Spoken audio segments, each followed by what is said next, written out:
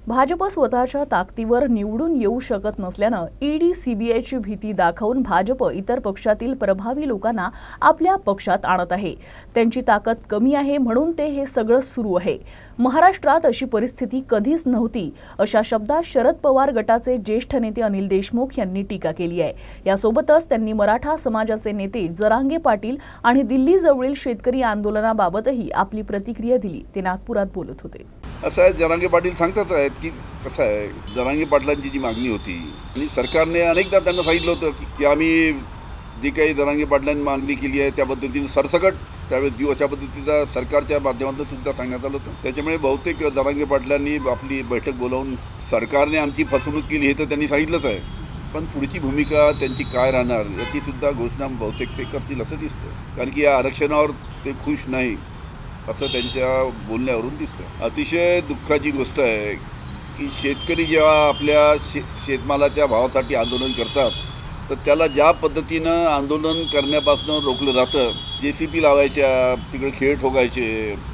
मी जर पाहिलं तर अशा पद्धतीचं ते चित्र जर पाहिलं दिल्लीचं तर असं वाटतं की पाकिस्तान भारताच्या बॉर्डरवरचं युद्ध चालू आहे की अशा पद्धतीची त्या ठिकाणी संपूर्ण तयारी चालू आहे। त्याच्यामुळे शेतकऱ्यांचे जे प्रश्न आहे ते पंजाबमधले असो ते हरियाणामधले असो त्या बाबतीत सरकारने या सर्व प्रश्नाच्या बाबतीत सहानुभूतीपूर्वक विचार करून कशा पद्धतीनं शेतकऱ्यांना त्यांच्या शेताच्या भावाला चांगल्या शेतात मालाला चांगल्या पद्धतीने भाव देण्यासाठी आणि त्यांची जी MSPची जी मागणी आहे मिनिमम सपोर्ट प्राईस याच्या बाबतीत केंद्र शासनाने योग्य निर्णय घेतला पाहिजे, त्यांचं ऐकून घेतलं पाहिजे आणि योग्य निर्णय घेऊन शेतकऱ्यांचं समाधान केलं पाहिजे।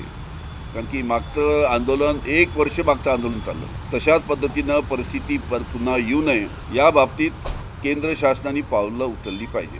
असं आहे, आता लोकसभेची निवडणूक आहे, आपल्या पक्ष वाढला पाहिजे, आपल्या पक्षाचे जास्तीत जास्त खासदार आले पाहिजे या दृष्टीने प्रयत्न आहे। मग तुम्हाला संपूर्ण महाराष्ट्राची परिस्थिती माहीत आहे। मधल्या काळामध्ये इंडिया टुडेचा सर्वे काय आला होता?